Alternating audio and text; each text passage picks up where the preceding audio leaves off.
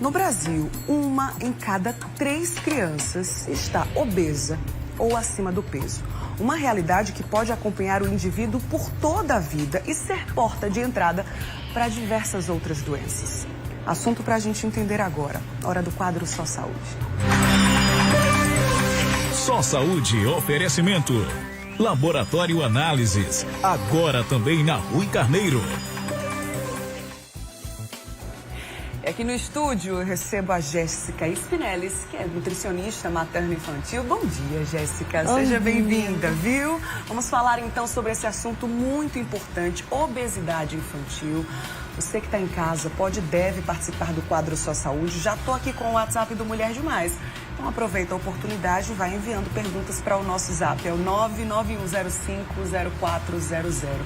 E, Jéssica, os dados são bem preocupantes, né? 1 em cada 3 crianças ou está obesa ou já está acima do peso. Quais são as possíveis causas desse aumento da obesidade infantil? Primeiramente, bom dia, né, Bruna? Bom dia ao pessoal que está em casa. Então, a gente tem dados de fato bem preocupantes, porque uma pesquisa prévia da pandemia já nos apontava que em 2025 nós teríamos cerca de 75 milhões de crianças com obesidade no país, né? A nível mundial, na verdade.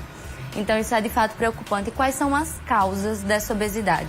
A gente tem o que eu costumo chamar de tríade, né? Primeiro, que é a alimentação inadequada, uma alimentação riquíssima em alimentos ultraprocessados, açúcares, gorduras, excesso de sódio, né? Frituras, então, que são alimentos que não favorecem o nosso metabolismo e o nosso organismo. Sim. Temos também a baixa atividade física. As crianças estão cada vez menos fazendo atividade física devido ao terceiro fator dessa tríade, que eu falo, que é o excesso à exposição de telas. Sim. As crianças estão muito tempo no celular, no videogame, no computador, né, nos tablets, consumindo, seja jogos ou atividades no YouTube, mas tudo muito monótono, muito parado e que motiva o sedentarismo. Além disso, nós temos fatores genéticos e hormonais, né? Pais obesos ou com sobrepeso tendem a gerar filhos com obesidade ou sobrepeso.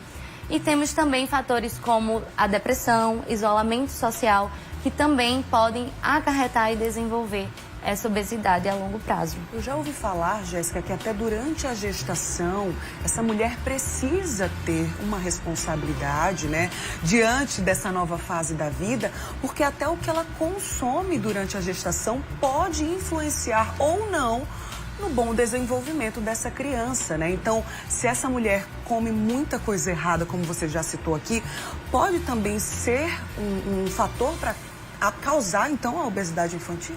Pode sim, inclusive é um fator de proteção, né? É um fator de prevenção da obesidade. É o controle de peso dessa gestante, dessa mãe durante o seu processo gestacional. É importante ter cuidados com essa alimentação, como também fazer o controle desse ganho de peso, porque um ganho de peso excessivo desfavorece a saúde não só da mãe, como também do feto que está em desenvolvimento. Sim, a Eduarda Alves já colocou aqui uma pergunta pra gente. Obrigada, Eduarda. Ela disse o seguinte: quando é que uma criança é considerada obesa? Ela disse que tem uma filha com 3 anos de idade. Ela nasceu prematura, pesando 2,1 kg aqui. E ela disse que hoje essa criança tem 15 quilos e acha muito magrinha para essa idade. Quais são os parâmetros, Jéssica, para saber se uma criança é ou não obesa, ou se por acaso está abaixo do peso, se também for uma possibilidade? A gente faz o controle, assim como dos adultos, pelo índice de massa corpórea, né, que é o famoso IMC, que todo mundo, né, geralmente faz, que é a relação peso-idade. E aí, o que é que a gente tem? Peso-estatura, perdão. Só que além desse IMC, a gente precisa... O IMC infantil, ele é padronizado por curvas específicas. Certo. Então, nós avaliamos, esse IMC varia de acordo com a faixa etária e o sexo. Nós temos uma tendência de meninos ter mais obesidade, se enquadrar mais no quadro de obesidade do que as meninas. E esse IMC varia de acordo com a faixa etária, mas por regra geral, analisando a curva lá da criança, que é uma curva padronizada da OMS, nós temos que para a criança ser considerada em sobrepeso, ela tem que estar maior que o percentil 85, menor que o percentil 95. Ela tem que estar entre essa faixa etária. E para obesidade, ela tem que estar maior que o percentil 95.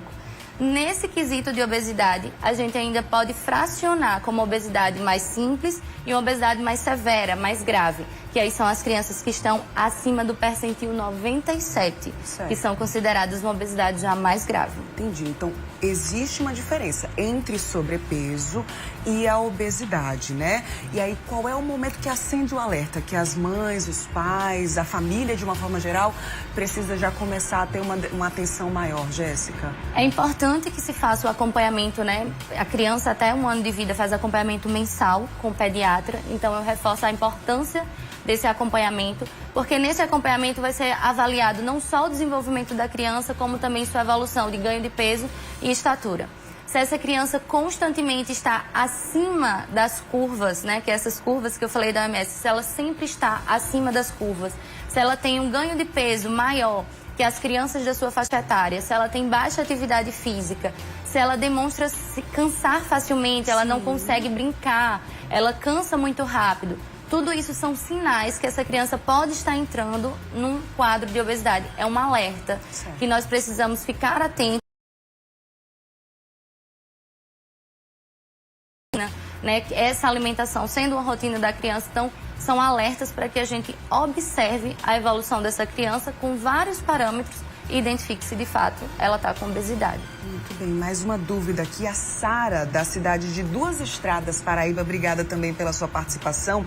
Ela está preocupada porque diz que a bebê dela tem 4 meses de vida e está com 9 quilos só com o leite materno. Ela disse, não sei mais o que fazer, porque eu só oferto leite materno mesmo. Precisa colocar horário na mamada? Eu acho que ela está dizendo aí nesse caso. É uma criança de 4 meses de vida, 9 quilos, certamente é além do que ela estava esperando, né? Nesse caso, Jéssica, como é que fica essa situação? De fato, a gente não faz controle do regrar, digamos assim, né, o consumo do leite materno. O leite materno, inclusive, é um fator de proteção para a obesidade.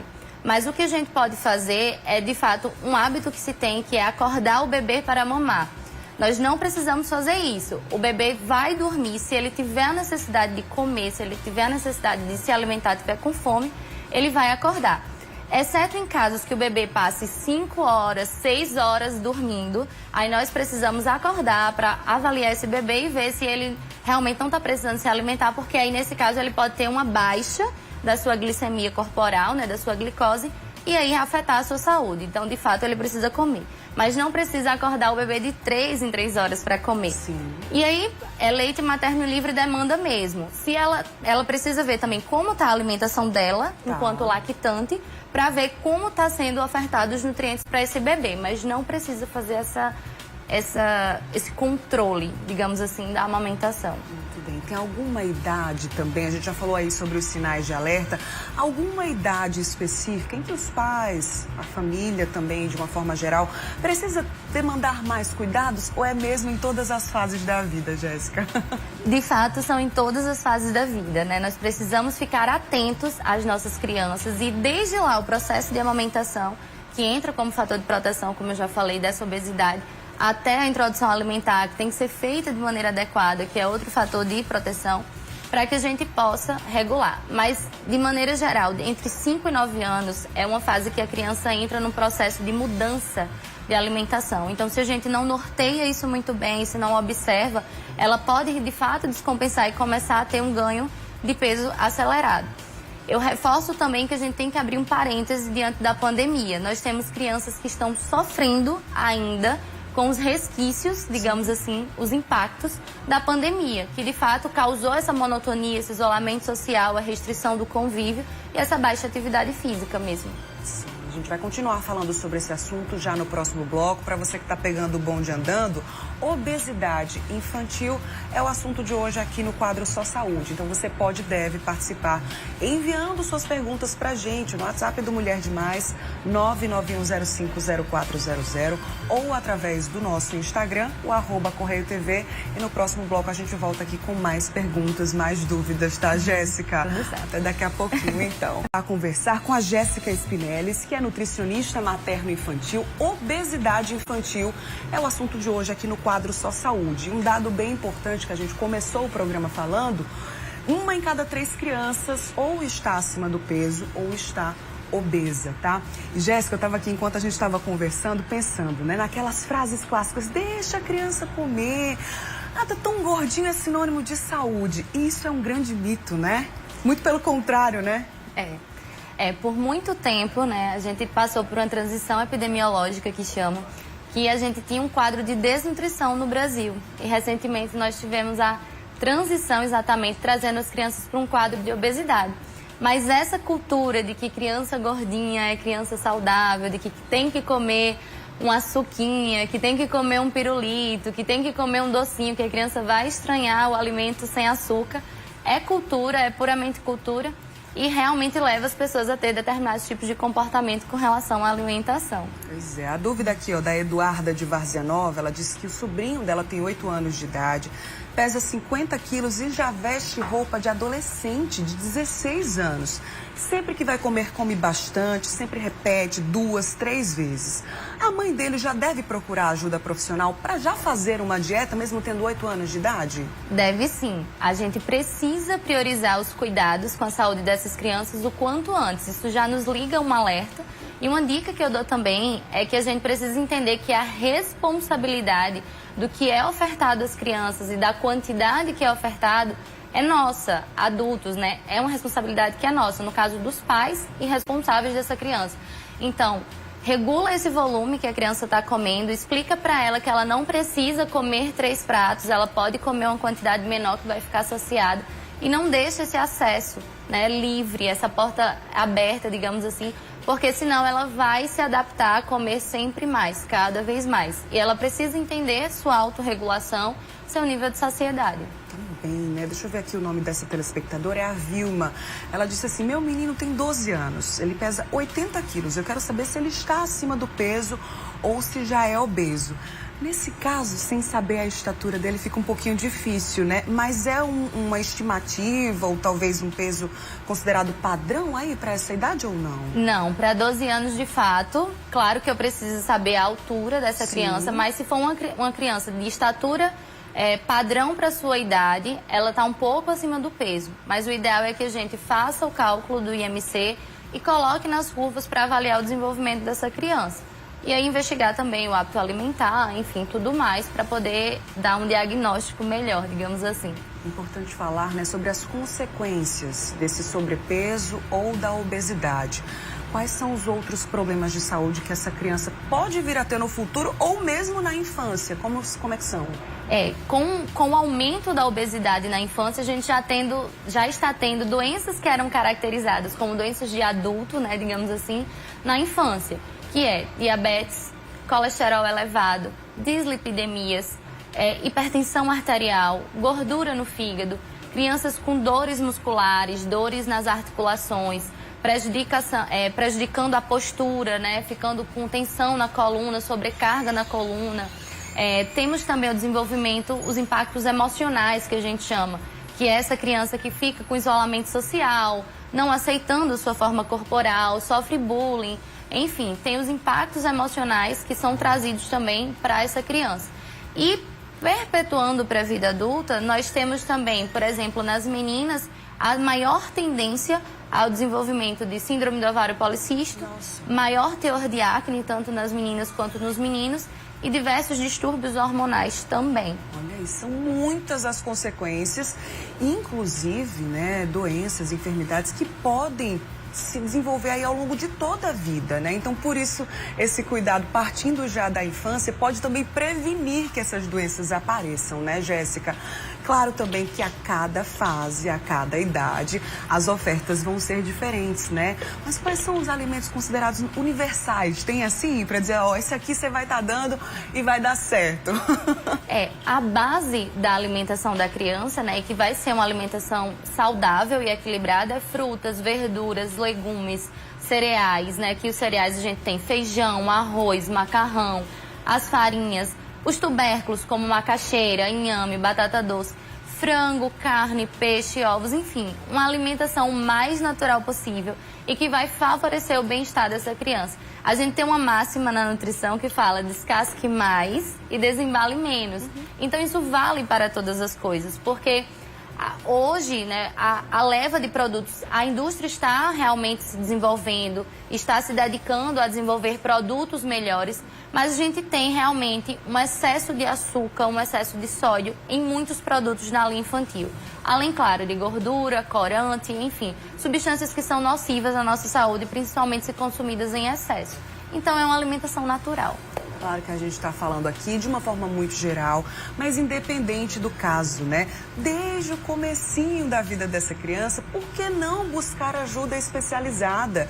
E até, quem sabe, né? Tirar as dúvidas, saber aí o bom desenvolvimento da criança. Será que está pesando dentro daquilo que é esperado? Tudo isso somente um especialista vai te indicar.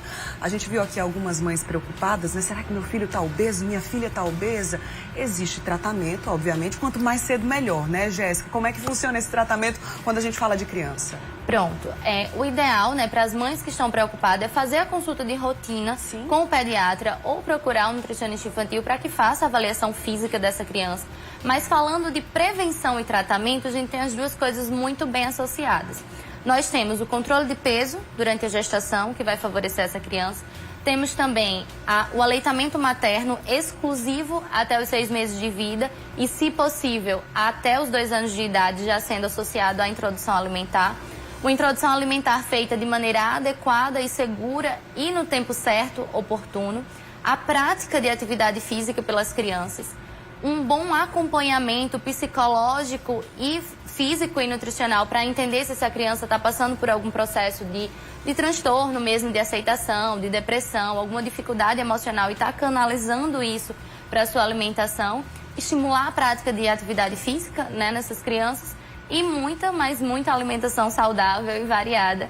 E água também, é importante a gente reforçar a importância da água na rotina das crianças. Muito bem, várias dicas, orientações preciosas nessa manhã de segunda-feira. Vou deixar aqui o Instagram de Jéssica, @JéssicaSpinellis. Ela é nutricionista materno-infantil. Obrigada, viu, por ter aceitado nosso convite. Até a próxima. Até mais. Beijo, boa semana. E olha...